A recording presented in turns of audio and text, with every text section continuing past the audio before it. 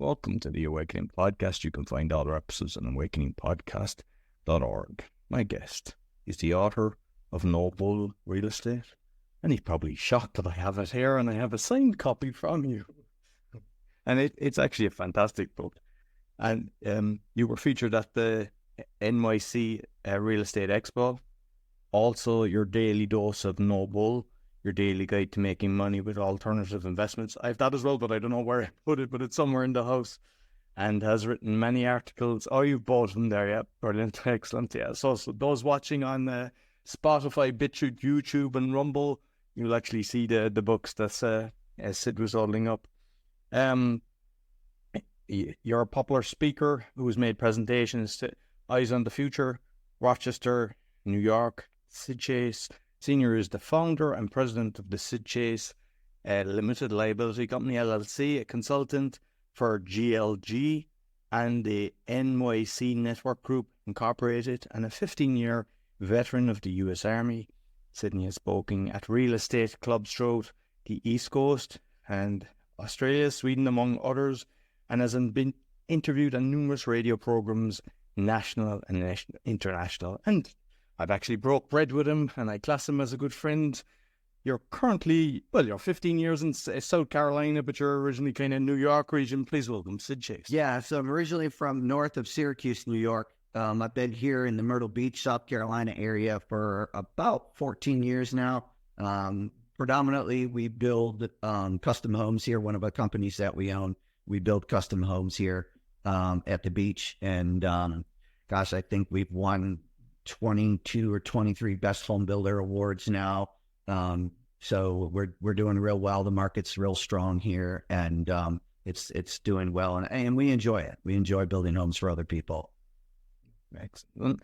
Look, we're going to touch on a lot of things today. So those listening, we're going to touch on kind of alternative investments, but also on farming, because you got into that. But I suppose, let's get to know you a little bit more. 15 years in the Army, how did you get into that? Is it something you wanted, or how did that all come about? Yeah, so they kicked me out of school during court one night when I was in court in front of the judge, and he gave me an option, so this is back in the early 80s. He said, you can either, go down this path of criminalization and or join the Army. And so I got forced into joining the Army. I'm just kidding, folks. I'm just kidding. So actually, my father was a judge. He was a police officer before that. Then he became a judge. So I couldn't get away with anything. If I did anything wrong, it got back to my father before I could even get home. But no, I always wanted as a young kid to become a soldier. And so that's what I did. I joined the military in 1981. I didn't even finish my last year of school. I was not the perfect student.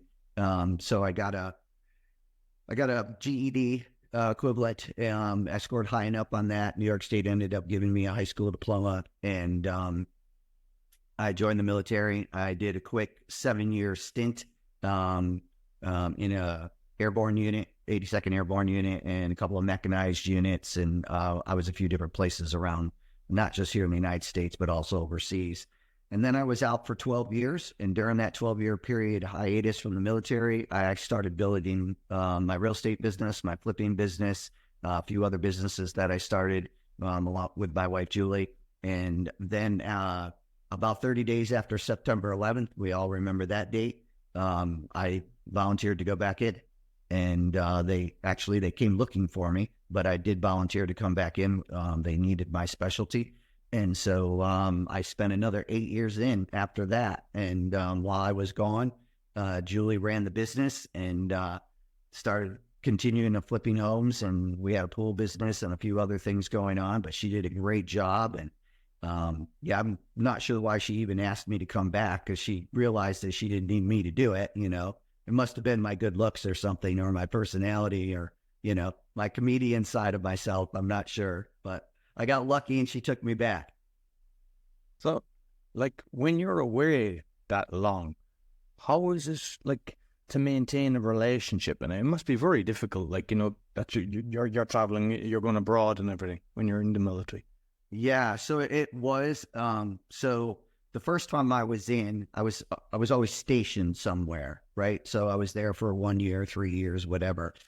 The second time, though, because of what was going on in the world, I was literally all over the place. I was an instructor, and a demo instructor, and PsyOps instructor, and I did a few other things. But so they had me literally all over the place. I was never in one place very long. Now, I had a home base, right? A home base in Rochester, New York. But I was all over the place. And every chance I got, I would try to get home, or Julie would try to come and see me. And, there was times when I was back home for a few months at a time, or a couple of months or something. But, you've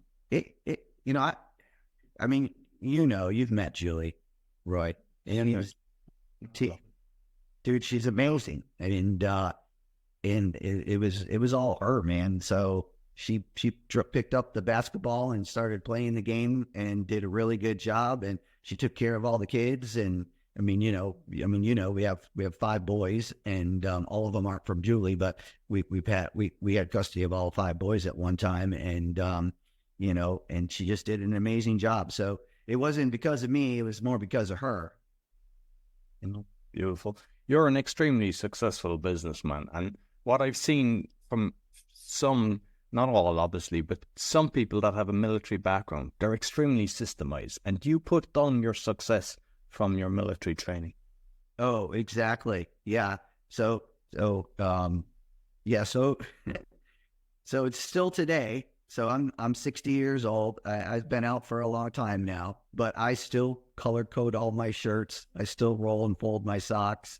And I do all of that stuff for organization, for time, and that kind of stuff. And I use that in my investments. I use it in my business that I run, in my multiple businesses that we run every day, and even on the farm. And our latest adventure is everything. It just saves so much time when you get organized and you know where things are all the time, and you take the time to be, I don't want to say overly clean, but just organized, so that when you go, I need something, you know exactly where it is. And in the system, I have a system, and I don't like my systems getting broken, because it throws me a little bit out of whack, because then I'm all over the place. And when you get all over the place, you then lose sight on what you're doing, and that's where mistakes can happen. So, I've met Julie. She's a beautiful, beautiful woman, and obviously you're rock, but you've worked with her, and not everyone can do that. How did you make it that you're able to work together and have such a great relationship?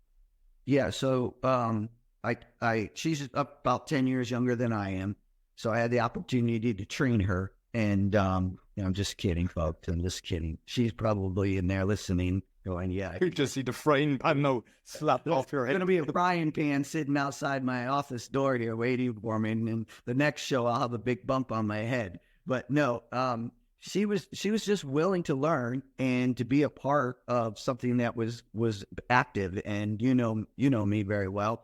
I don't sit down and rest very often, and there's always something going on, and we're always doing something, and we're always going someplace. But I think the biggest thing is the communications, between whether it's good communication or bad communication. I think that made a huge difference in our relationship. She had the same goals that I had. She wanted to be a part of what I was creating, because I started it a little bit before I met her, but not a whole lot before. But she was just anxious to learn and jump right in and get going, and I think that makes a huge difference. So, let's kind of start at the real estate, because you've got so much experience in that, and I suppose let's look at how do you know the trends, because at the moment the world has kind of changed a bit, and I'm not sure is it in the States, but you've the likes of Blackrock and everything coming in, buying a load of stuff. They ruined the market in Ireland, so people now they're in their 40s and they're still living at home. And is it the same in the States? Have they actually affected the market? They have. So I'll specifically talk about, I know lots of different markets in the U.S., but I'll specifically talk about the Myrtle Beach, South Carolina market where I'm at. And I would say that I have a better thumb on things here than I do anywhere else. And so it's not just BlackRock. You got BlackRock, you got JP Morgan, you got Bank of America, and a lot of PDCs companies. And you guys can look up what PDCs are, but a lot of these companies are coming in, and that's what's buying up all the houses right now. So there's not a lot of houses on the market because these guys are coming in and buying them, and they're not selling them. They're leasing them long term. So there's probably, I could think of about 12 new developments that you cannot buy the house. And I'm talking hundreds of homes in each development, and they're for lease only. And I think some of that has to do with they know what's coming. We all know what's coming. If you're paying attention to the markets at all, and you know where we are in the bull run, right? You know something's coming. I don't know when it's coming, but I know it's coming, and it could be here within a year. But I think they're being prepared for that, and I'll just stick this in here, that take a look at what Warren Buffett's been doing over the last few months. He's selling everything. He's selling all his stock. He's building cash. And there's a reason for that, folks. There is a reason for it. And maybe you should be doing the same thing. I know I am. And like in Ireland, like they basically doubled the rents. So when I was working in one part of Ireland, it was Limerick, like you could rent a house for like €800, say. And now it's a room for that.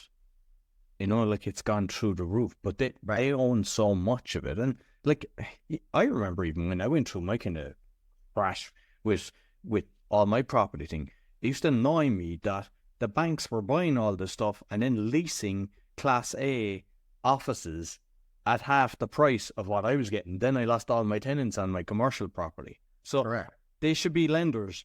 Not, it's like they're manipulating the market. Like you say, they're controlling everything.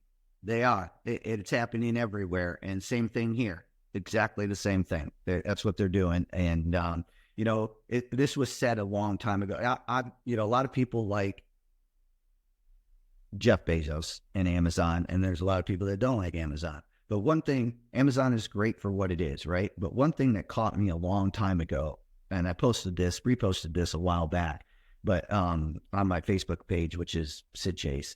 And, in one of his early speeches, he was speaking, and he said, we have a client that wanted to pay us, and they wanted to pay us in cash. We don't like cash. We don't want cash payments. They don't want that. So that ought to tell you something right there in a nutshell. So with the construction then, I mean, you've done developments and everything. And I suppose because you're very conscious and you make sure you deliver and look after your investors and everything. But Ireland, I've seen people all over the world that there's so many cowboys in the construction field. And people, whether they're using them for interior design or actually building something. And what happens is you have companies and they're company A, and then when they come after them, if it goes to court, they just close and then they open company B in the morning. And so for an international audience, how would you recommend that they actually find a contractor? Because I've heard of so many horror stories of people getting caught, because I know you do it right. And I know you actually build beautiful homes. Thank you. Yeah, so what we're talking about there is our investors from all over the world. They invest with us on our real estate projects. And you got to, even when I'm talking to somebody, I tell them, look, I'm interviewing you as much as you're interviewing me, right? So that's the first thing. You need to interview them, talk to other people that invested with them, and not somebody that just invested the last couple of months. Somebody I have investors that's been with me for, I don't know, Roy, how long have we known each other? 15 years or more now? I was actually looking at the book, and this book is I read it in 2010. 20. Okay, so that's 14 years, like that book alone. So we know each other probably 15 years, maybe more. Yeah, exactly. Yep. So, but you want to find somebody that has investors that's been with them a long time, right? you need to interview that person. You need to see if other investors know that person as well. And what I mean by that is not the investor who's putting in the money, but somebody that's in the same field that's worked with them. Or even maybe just call somebody like me. I do a free consultation and say, hey, I'm in Ireland, or I'm in Loads, or I'm wherever I'm at. Do you know this person? I probably don't know them personally, but I know ways that you can help you find the right person. So when you're kind of diversifying, because some people put a certain percentage towards the real estate, and I know that, you've covered a lot of stuff on silver, gold, and things like that. What's your kind of recommendations for max that you'd put into a certain portfolio, or percentage that you'd actually in one industry? So yeah. So when I'm investing into a new project, like say the farm, for example, the farm investments that we're doing now, I never risk more. And when I say this, it's not on my total assets, it's on my cash assets, right? So whatever I have sitting in cash, I don't ever risk more than 20% of that cash ever, usually. Now, that might be higher if you have less cash sitting around. It depends, right? But for like gold and silver, the norm on gold and silver is 5% or less. I'm much higher than that, because I had the gold chart up here. Gold's pushing back across 2,500. I think we can hit 3,000 possibly. So I've been in gold and silver for pretty much all my life. I've been buying and selling it, and I also keep it as a prepping tool. But I'm probably 25% over the last few years. I've been working up to that. So I started buying silver this time around at about $14 an ounce. And then I started buying gold, if I remember correctly, I want to say it was around $1,100, so we're talking a few years ago. But when I buy gold and silver, I'm the long baller, right? So I'm holding that for the long term. So I buy those two things for prepping.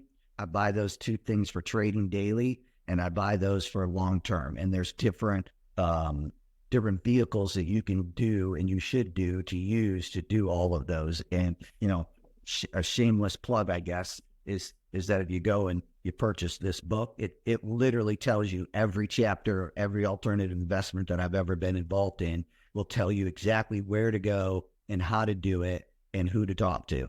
And it'll tell you literally legit places to buy and sell. And do you recommend people hold physical gold and silver, or actually? Yeah, I do. Yeah. So again, that's what I call the prepper mindset, right? So if you believe that your government or the world or whatever, is going to have what we call an old shit moment kind of thing, right? Then you should have some type of gold and silver on your person, meaning in somewhere in your house that you can get to it, not in a bank deposit box or anything like that, or not online. You should physically have some. How much should you have? That depends on your income, your family, how much do you need, so on and so forth. And it should be broken down into like little BB pellets that you can trade all the way up to maybe 100-ounce bar or something, right? Or the cheapest way to do it is it's expensive, but go buy a 1,000-ounce bar of silver, right? And then turn around and melt that down yourself into the ounces and grams that you're looking for to trade. That's the cheapest way to get silver right now. And gold. Gold would be what, $250,000 for 1,000 ounce or something like that. It's early, so my math might be off a little bit, but it's expensive. So real estate wise, in the beginning, I was probably 50%, 60%. I think that was a mistake, because I realized after a while I was cash poor and paper rich. Right. So I think I should have done a better job at balancing that out and maybe drop that down to like maybe 35% or maybe even less than that. And then in the stock market, you should have multiple different portfolios, not just a 401k, a Roth IRA, or, I know Canada and other countries, they have, what are they called over there for you guys? There's some type of fund. It's what's Canada?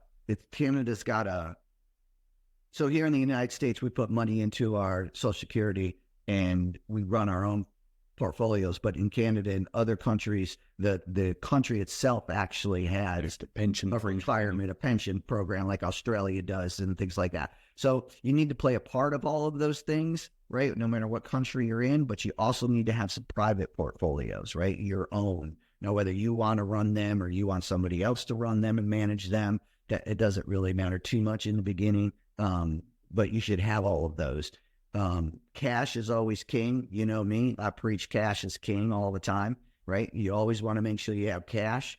I probably, right now I've been laying out a lot of cash because of the farm, but normally I try to keep close to 30-40% cash. Yeah. Because I suppose for those that wouldn't be diversifying and everything, and I mean, for me at one stage, it was all real estate. And it's like when you need money, because there's always curveballs or you see a fantastic offer. Unless you do a fire sale and sell it at 90% or 80% of its value, it's very hard. And it takes so much time for paperwork and everything, as opposed to the other investments like gold. You can go straight away and get your cash if you need it. Exactly. Yep. And I know people are out there thinking about, well, I could get rental and I'm getting my cash from my rental. Yeah, well, technically you shouldn't be using your cash that you're getting on your rentals for at least 3 to 5 years. You should be taking that for 3 to 5 years and doing nothing but putting that money away and getting ahead of yourself on the property, because if something does happen, you're going to need that money to fall back on, right? Because if you don't do that, I'm one that did that, so this is from experience, right? If you don't do that, where is that money coming from? It's going to come from a fire sale, like Roy just mentioned. It's going to come from your credit cards, maxing them out to get the cash, and then you're paying what, 18%, 19%, 24%, or it's going to come out of your paycheck. And start taking money away from your wife or your spouse, and tell them that it's going to an investment that you're losing on because you didn't prepare correctly. That's not going to go over well either, right? So now you got a whole relationship stress thing going on there. You got to kind of plan these things out, and nothing's perfect, right? But you got to adjust, like we learned in the military, right? Adjust fire, right? We're always adjusting our fire. We're always moving with the trend and with what's going on. You just got to be prepared.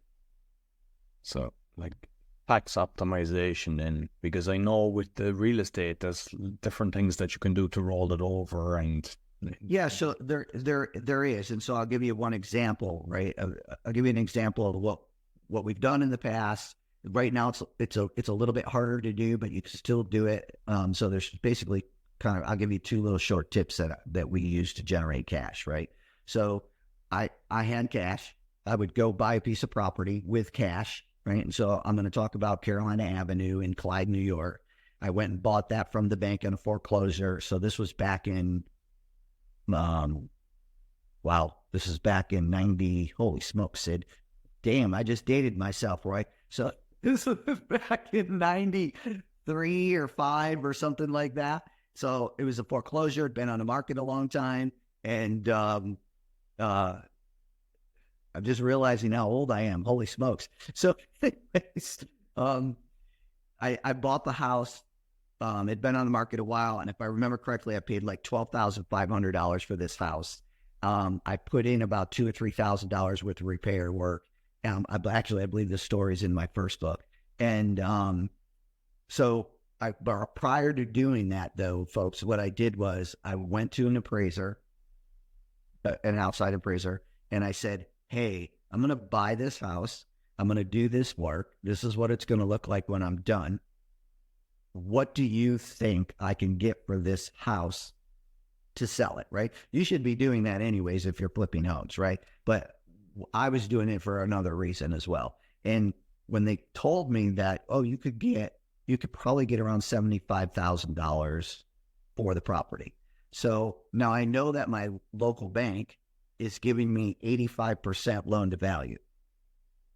So I went and bought the house, paid for it, did all the work into it. And then I went back to my banker and I said, hey, and you got to have decent credit for this, guys, or at least good credit. And I went back to the banker and I said, hey, I got this property. This is what I did to it. What will you give me? And I already had all this in my head, right? But what will you give me for it? And oh, by the way, I've already got a contract on it for a lease to own. So now they turned around and gave me, if I remember correctly, they gave me like $65,000 or $68,000 in cash, right? So I paid myself back the initial amount of money, went out and did another house. I took the rest of that money, I put it into another investment, and then half of that money I put into my cash account, right? I've always had a cash account. You should always have a cash account, right? And especially right now when cash accounts are paying 4.75, 4.25, you should be banking cash every month, right? And you want that cash laying around because of the times when a deal comes along. Nothing makes you more mad than, oh man, look at that deal, or that stock is so cheap, or silver is so cheap, or gold is so cheap, or this oil project is so cheap. Oh man, I could have bought 10 heads of cattle last month 2 years ago for $600, and now they're selling for $3,000, right? So this is why you need to have cash on hand. And while it's sitting there, yes, most people will tell you, well, it's just wasting your money. You're not making any money on it, but you will make money on it. And that's the key, right? You have to have patience, right? Okay, so that's one way to bring in the cash flow for you if you're doing real estate. And the second way is if you're trying to build a portfolio of either single family homes, duplexes, threeplexes, or quads, which is what I did. I never really got into the commercial side of things. It just wasn't my cup of tea, and there wasn't very many of those available in my area, right? So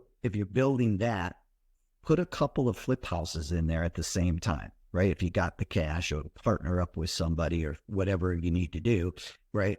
And do a couple of flip houses. So while I was building my portfolio of houses and apartment complexes and so on and so forth, right, I was also flipping houses at the same time and selling those outwardly, right? Yes, I had to pay more income tax, but I didn't really care.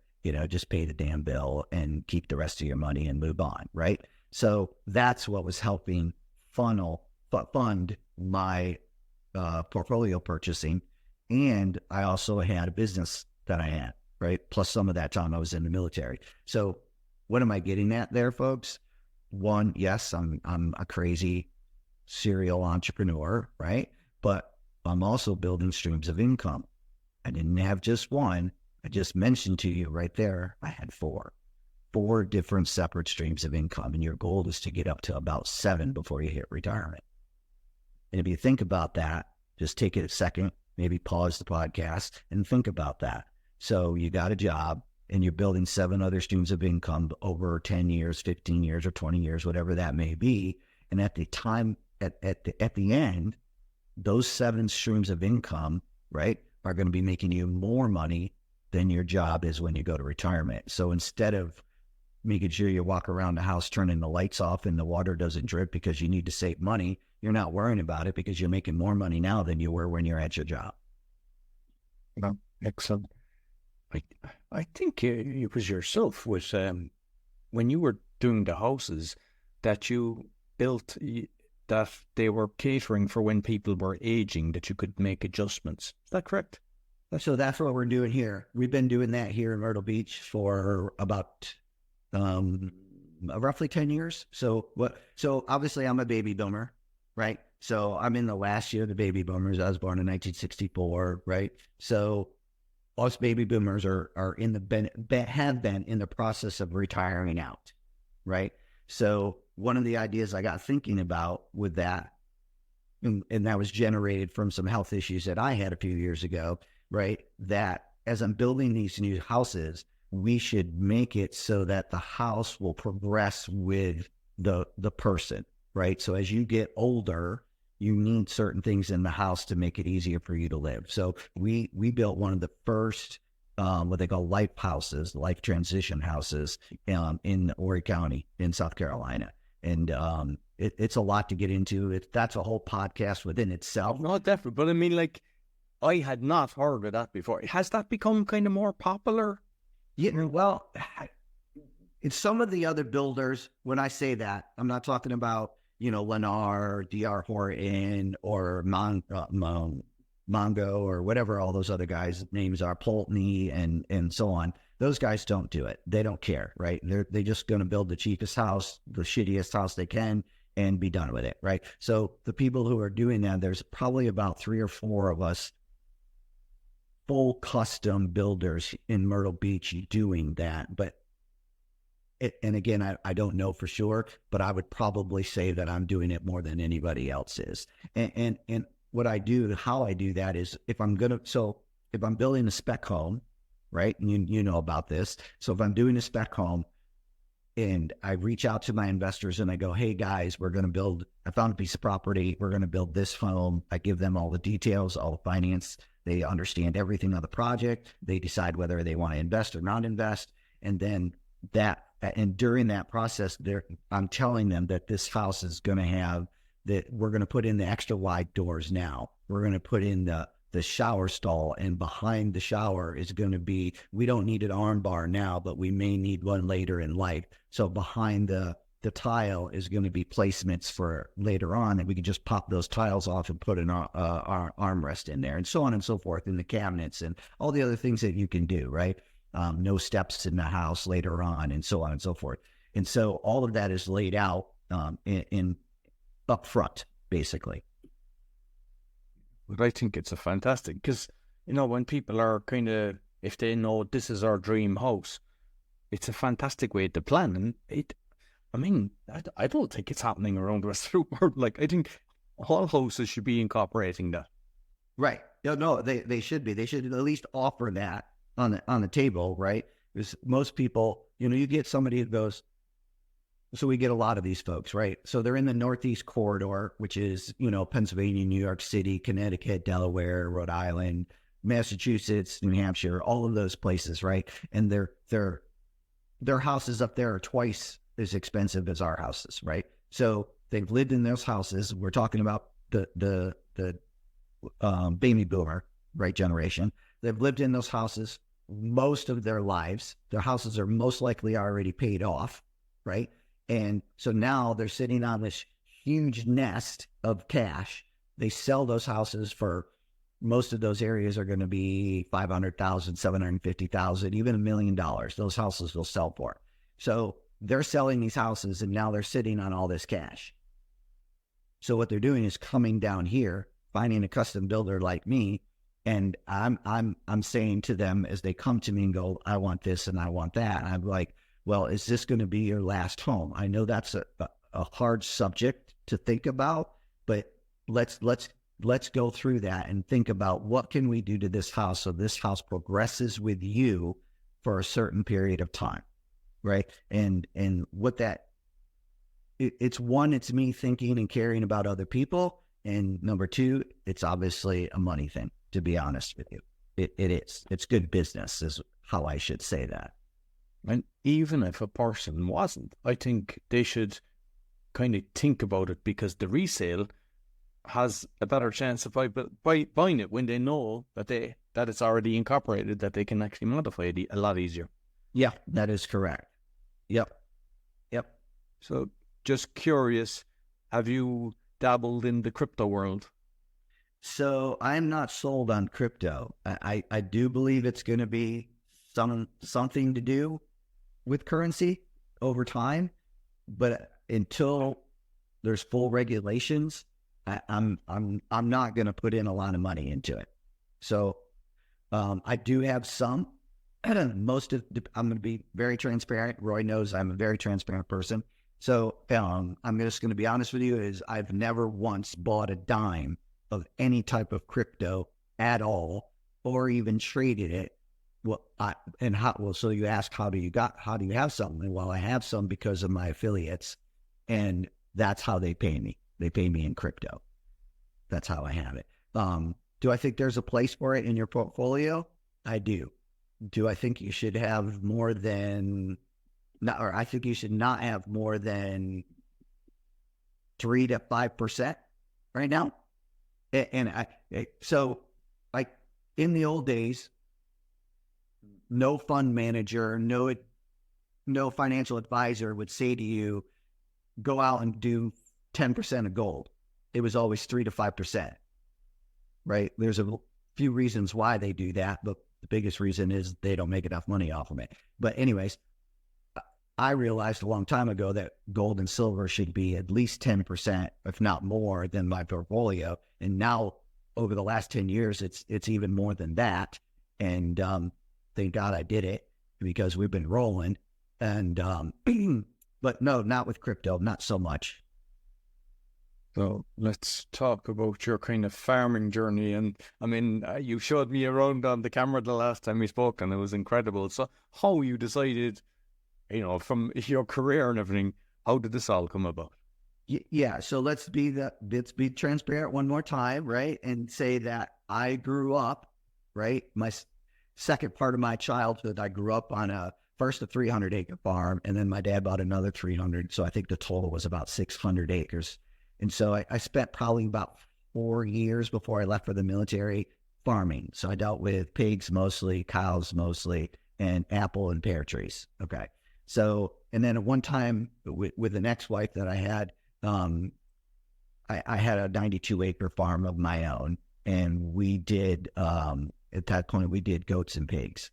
So the reason I'm saying this to you folks is that I have some experience, right? So I just didn't jump into it, right? One of these days, either on my own show, which is hopefully coming up here pretty soon, or I will do it on Roy's show, I will talk about the one business that I invested in that was a total nightmare, like total 2 years of just a nightmare. It was terrible. And the reason it was terrible is because I went in not knowing a darn thing about it. And I'll get back to the farming, a darn thing about it, relying on my sister and her husband, who had been in the business for many, many, many, many, many years. Like I'm talking 15 or 20 years, and yada, yada, yada. And that didn't go well. So that's another show in itself. That's a lot of negative there. But anyway, so back to the farming. But it's actually a very good point, because I've done it myself. Like, I studied construction and everything, so the real estate and stuff was good, but I put all my eggs in one basket. But I've got into a load of different businesses. But I did a food truck once. Just thought, hey, this sounds like, I hadn't a clue what I was doing. I ended up losing a lot of money. And it's like, kind of know your skill set, know what you're doing, and kind of even read a load before you start throwing all your money into it, and surround yourself with the right people. Because sometimes you think, this sounds good, and it's not as easy as right. And I haven't forgot about the farm thing yet, but one of the things we do here with our investors, if we don't take a lot of new investors on anymore, but when we do bring a new investor in, I will not allow him or her to fully invest into any project that we're doing. I'll tell them, I want you to come in with $10,000 or $5,000 or something like that to get your feet wet, right? And then over time, and you see the process and see how long things take and how it all works, right? Then if you feel comfortable, then you keep rolling those winnings back over and adding to them, right? That's how we do it, right? So now if you're a seasoned investor, like you, Roy, it's different. I've known you, but let's go back, 13 years and you come to me and you go, hey, I want to invest $30,000 with you. And any other investor would go, hell to the yes, we're taking your money, right? I would say, what's your background? What do you know about real estate? What do you know about spec homes? How many other investments are you doing? Where I need to know your financial status, right? Not just me. What I'm telling you folks that are listening is, if you're going to invest with somebody, they need to know your financial status, right? And they should be somewhat responsible for the investments that you're about to make with them, right? So If you got $30,000, if you go up to them and say, if Roy came up to me and goes, I have $30,000 and I want to invest all of it. And I'm like, no, you're not. Not with me. You're not. How about 10 or 15 of it? That's okay. But, use that as a guide when you're talking to other investors, right? People that you may want to invest with. Or even if you're an investor and you're looking for money, keep that in mind as well, right? Because that goes a long way with people. All right, so back to the farming. And just on that, because I know we love it. Yeah, we're all over. Because I've done a lot of the syndicates, and the worst thing you can do is have somebody put their money in, and it's their living money, and they depend on this working out, because they're the ones that will be contacting you and annoying you and spending 90% of your time, and they might be the smallest investor. So it's like, even for your own peace of mind, not to be taking the investment when you know they shouldn't be investing.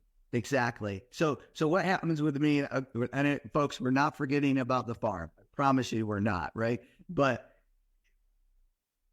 every year, I'll cut about 5 or 10% of my investors. I just get rid of them. I don't care, right?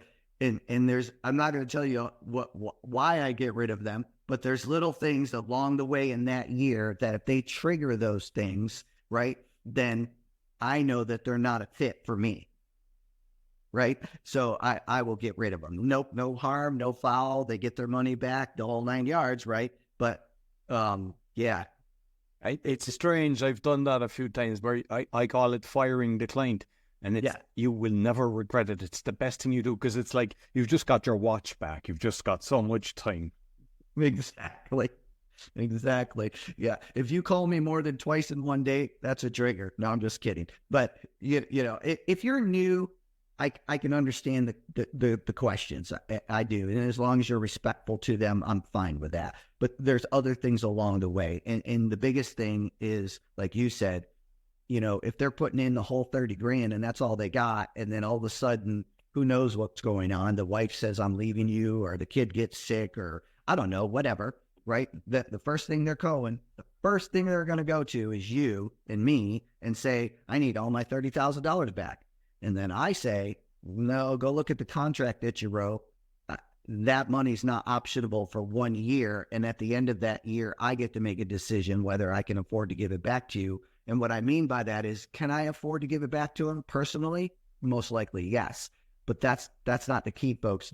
In the contract, any investor that you're going to deal with, what's going to be in there is that if you call in your $30,000, right?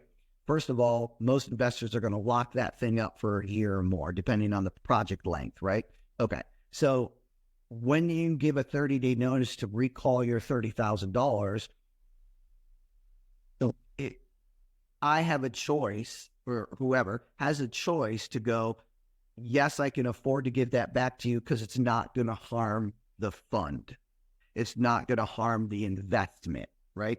But if the investment happens to be low at that point, I'm not going to give you your $30,000 back and risk my investment, because I'm not risking it with you. I'm risking it with the other 5 people that are in it as well, right? And my duty is to take care of them just as much as I am to take care of you. So my true goal would be, okay, what else? Sit down and tell me what your problem is, and let's figure out maybe other ways that we can get done what you need to have done. So, all right. So what was the farming question again? Because we went so far out left field. I mean, you've mentioned, that you actually have experience, so you kind of delved into that. So I suppose, because you've realized this is a kind of good investment for you as well. So you might kind of claim what you've got and how it's working out for you. Yeah. So back when COVID hit, right? We all remember COVID, probably just as well as we remember September 11th and World War II and everything else like that, right? Big events. So after we came, well, everybody knows halfway through COVID or whatever, the light bulb went out in your head, right? Not went out, but went on. Mine also did. And what I realized is that we couldn't get food. Food was more expensive, and all of these things, right? And I even posted pictures on my Instagram and so on and so forth about stores not taking cash. We're out of cash. We don't have cash. We're not giving you cash. We don't want cash, right? All of these things were happening, right? And so as we started coming back out of that, I said to myself, I think there's going to be a run on farms, on land, on homesteaders. And these folks are going to want this 5 acres, and they're going to want a house that's not big. They're going to want smaller houses because they're going to spend their money on doing farming and bringing in animals and needing barns and all of this stuff. So we started moving our real estate, our home construction business and other things that we do kind of towards, to cater towards those people, right? A little niche that I think that we have found. But moving forward, that is also that the people who don't want that change or are in that rat race, right? So I got to live in Myrtle Beach City. I need to live in Scranton, Pennsylvania, or I need to live in Philadelphia because that's where my job is, right? So they can't have pigs and cows and chickens and all of that stuff, right? So where do they go to get it? They were going to the grocery store, right? Now they're on this craze that I want to buy from the farmer again. I want to know what's in my food. I want to talk to the guy that's raising my food that I'm putting in my family's stomach, right? And I think they're just coming back to the 30s and the 40s where everybody, was more about what am I eating? Where is it coming from? Versus I'm just going to go to the grocery store or Walmart and buy my chicken, right? So if you don't know, there's no grocery store and no Walmart, which all Walmarts are bigger than every standalone grocery store, right? Walmart never has more than a 24-hour allotment of food in their building. 24 hours. 24 hours. So if they can't get food within 24 hours, what's going to happen? Panic City, USA. Panic City, Poland. Panic City, Ireland. So that to me, that started to generate, okay, why don't I go? I'm getting into my later years. I don't want to continue building for the rest of my life. Maybe my kids will take the business over or something. So I'm going to go back to farming. 1, because I want to know where my food's coming from. 2, I want to be able to feed myself, cut down my phone bill my food bill. And I'd like to cut down my phone bill. I'd like to get rid of that damn thing. But anyways, sorry folks, but I want to be able to provide for those people who are conscious about what's going in their food, right? And want better quality food, and they want to support the farmers again. And that's becoming a huge trend here in the United States. And I know it is in other countries as well. I don't know by how much, but here it's huge. So with all that long-winded talk, my wife and I bought a 33-acre farm. 2 of our boys live on it. Both of them, one of them works for a golf course, but his wife works for us. The other one is a surveyor, but he also spends time working on the farm. And then we have a full-time hand. So we provide goats, goat meat, pig meat, cow meat, chickens, chicken eggs, quail meat.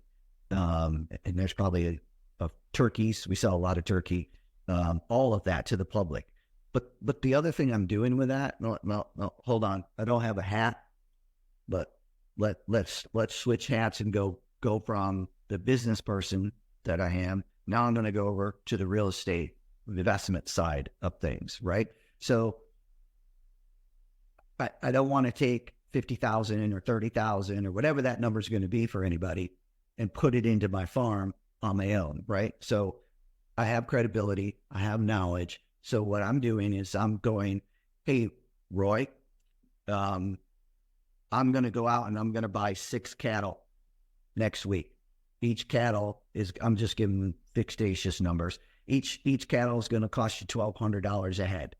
Within 9 to 12 months, we're going to turn around and sell that cattle, process it out, sell it to somebody else, right, for food. And you're going to get somewhere between a 9 and a 12% return. I'm going to do the work. I'm going to do the feed. You're paying for the cow up front. and you're going to pay for half the feed up front. Okay. And so that's been a win-win. So now I'm doing it with pigs, cows, and goats. And I suppose for those that don't know, because I've seen a lot of this, the feed that they were giving the chickens, the people then were like, they weren't laying the eggs. That was intentional as well. They were affecting the market. And plus, so many chicken farms, in massive farms, we're not talking small farms, we're talking the Big ones. big huge coops, all burnt down. That's all orchestrated. Yes, that is correct.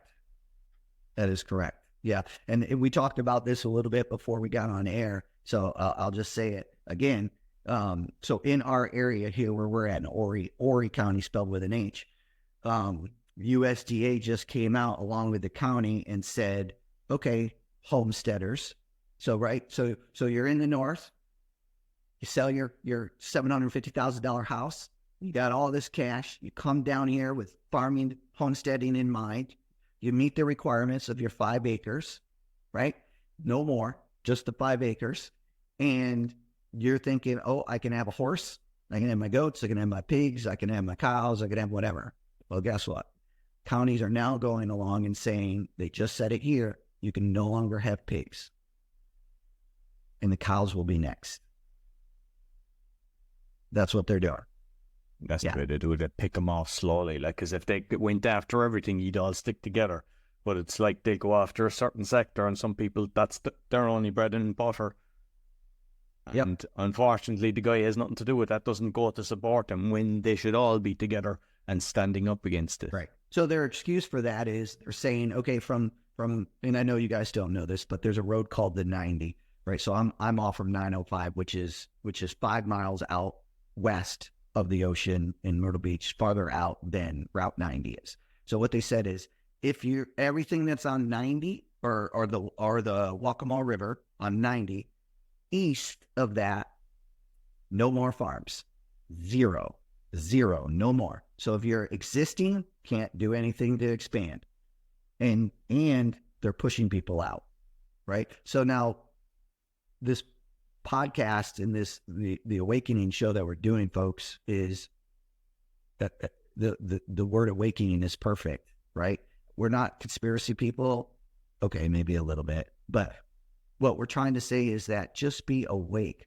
Wake up and just watch what's happening. Talk to your farmers, talk to your neighbors, talk to whoever you need to. And I'm not saying go out and be a crazy prepper. I'm just saying be prepared. That's all. Just be prepared. Oh, be awakened to what's going on around you.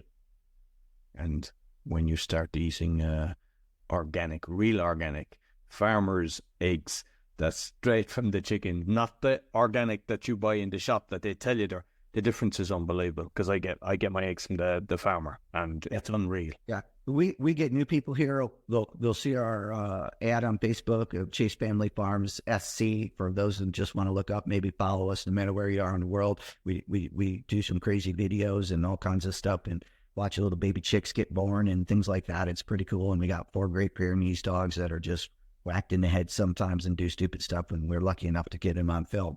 But if you'd like, it's Chase Family Farm, South Carolina. It's just SC. But anyways, quail eggs. You'll get people will come in here and I'll go, you ever had quail eggs before? Have you ever had pickled quail eggs? And they're like, no, I'm not trying those things. That's disgusting, And after a little bit, I give them a jar of some type of pickled, and they eat them, and they're like, these are the best things ever. And they're more healthier than anything else for you. They got more protein, more yolk in them, and they're like little gumdrops, man. You just pound them away instead of sitting there eating your milk duds every night and exploding, right? And sugar highs and everything else. Pop those little quail eggs in there and pickle them into any flavor that you want. And I get other customers. I had a guy called me the other night, or text me, and he said, this is the first time that I ever bought a pig off a farm. You knew that when I came to you. And I said, yeah. And he goes, the bacon, I'm being transparent, folks. The bacon was a little fatty, but everything else that we tried was amazing. The difference between what you provide and what a grocery store provides is like going to a high-end dinner place and getting the best of the best, right? And so once I explained to him, when you buy bacon from real bacon, when you buy real bacon, it's going to have a little bit more fat to it and less meat to it. And there's reasons for that. Go to the AI, GP, chat, whatever that thing is, and ask them, and they'll tell you all about it. But fattier bacon is actually not bad for you because you're not consuming tons and tons. It's a good fat. Yeah, sometimes, yeah, same. It's like the skin on the chicken and everything. Sometimes people think that's bad. It's actually a good fit. Right? What about like growth hormones and antibiotics and stuff like that? Are you able to navigate to stay away from that, or must you actually do they push that you have to do that? No, they're not. I'm not connected with the USDA. I use certain parts of the USDA for certain things. I go to their meetings just because I want to be in on the know, but I don't connect with them. So they don't have a whole lot of control over me. I'm not that big, right? USDA gets involved when you're big, right? I'm not that big, right? So they're not really bothering me. But to answer your question is no. So when we first started out, like last November with some baby chicks, we would use a medicated grower. We no longer do that. We no longer give shots. Now we will, on our goats, we will give a deworming shot if they need it, but we sell Kiko goats and South African Savannah goats. So we don't have normally that problem with parasites and worms and things like that.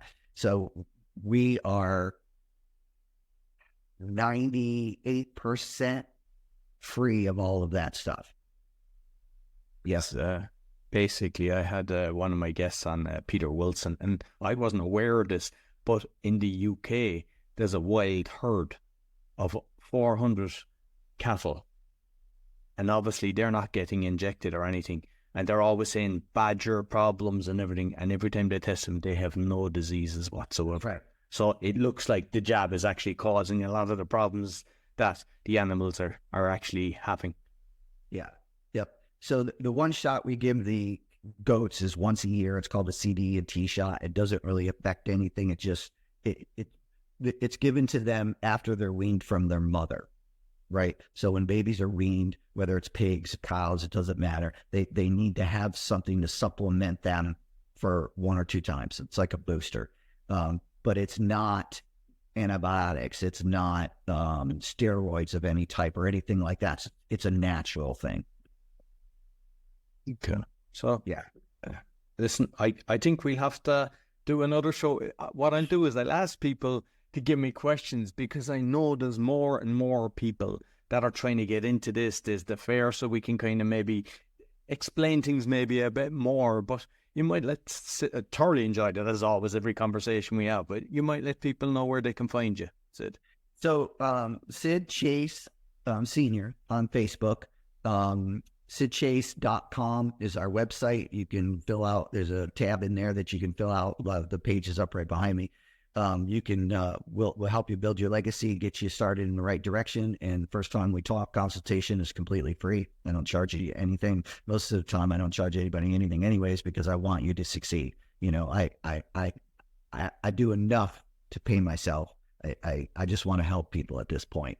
But there is times that I do, but, and that's it really, just Facebook and that I haven't got my YouTube page set up yet. There's an old one out there, but they're terrible. And I do have an Instagram, but the Instagram is Venom the car. So and if you're into Mustangs and fast cars and things like that, then you can check out, We Are Venom GT21 on Instagram. It's actually me that does all the posting on that one. So, but hey, Julie, come here, please. The star of this whole power show, Roy, the woman of women, the leader of the pack, the whole 9 yards, the glue that keeps everything together. She's in her farm clothes because she's been baking all morning. But this is her. This is the superstar right here. I'm just the good-looking up front guy. How are you doing, Roy? I'm doing very well. No, we were just actually talking about you. So we're still with the podcast. We're telling everybody about how he succeeded and how you've helped him so much and how you're kind of working together. So I said it'd be nice to put the face on the camera as well and let the listeners see you. Okay, time for you to go. I don't want her to get too much credit, Roy. Yeah, too much credit. So what I'll do is I'll make sure now that all the links for the listeners, they'll be on both the audio and the video. And this is going out on the Awakening podcast and also the Speaking podcast, because Syd's a good friend of mine and different audience on the thing. But I think it's very relevant, everything we've discussed, because of the investing and on the farming. So you'll find everything on awakeningpodcast.org and speakingpodcast.com. Sure to give us a thumbs up, 5-star rate, and share with your friends. And comment on what we discussed. We'd like to hear your comments. And also, if you have any questions, next time I get Syd back, I'll make sure I'll cover. Until next week, take care. So I hope you enjoyed this week's episode. As mentioned at the start, you'll find my 6 podcasts on bio.link/podcaster. And also, if you'd like to start a podcast or do a podcasting tour, you'll find the information on that or on the QR code that's there. Be sure to give us a thumbs up, 5-star rating, and share with your friends, because it really helps. Until next week, take care.